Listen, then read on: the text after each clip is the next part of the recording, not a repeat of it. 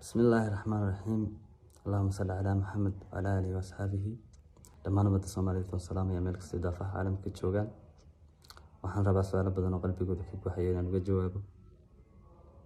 Maalmahanba waxa dhex socda baraha bulshada ama ummadda dhexdeeda farriimo ama ereyo ay kooxo sharwadayaal ay hawada u gelinayaan oo ah inaan diinta ka baxay ama shaydaanka cabto. ilaahay baa ka magan galnay. waxaan rabaa inaan caddeeyo inaan ahay qof islaama oo ilaahay iyo nabigiisa maxamed bajal allahumma salli wa sallim wa barik alayhi ashhadu an la ilaha illa huwa wa ashhadu anna muhammadan abduhu wa rasuluhu. waxaan rabaa sidoo kale inaan ka jawaabo heesta iyo sawirka.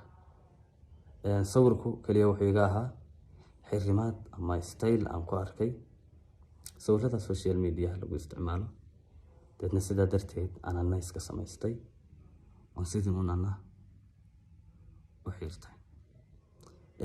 videoga ama heesta badanaa baraha bulshada la soo dhigayo waxay ahayd heesaan anigu codkeeda duubay, laakiin anigu codka aan duubay kuma jirin codkani. aqoonna ereygan uma lahayn. marka waxaan leeyahay insha Allah bismillaahi kariim, diinteenu maaha mid dhayal maaha mid lagu ciyaaro, maaha mid qof islaama lagu dacaayadeeyo ama baraha bulshada iyo youtube-yada adduun iyo lacag yar oo ka soo dhacaysa qof dhan diintiisa lagaga saaro. mana aha qof aad la dagaalamayso ama aad majara habaabinayso xataa dagaal lagu qaado. u dhaafay heerkiisii way dhaaftay, yani way sukaysay intii shakhsiyadayga lagu meereysanayay waxyaabaha kale.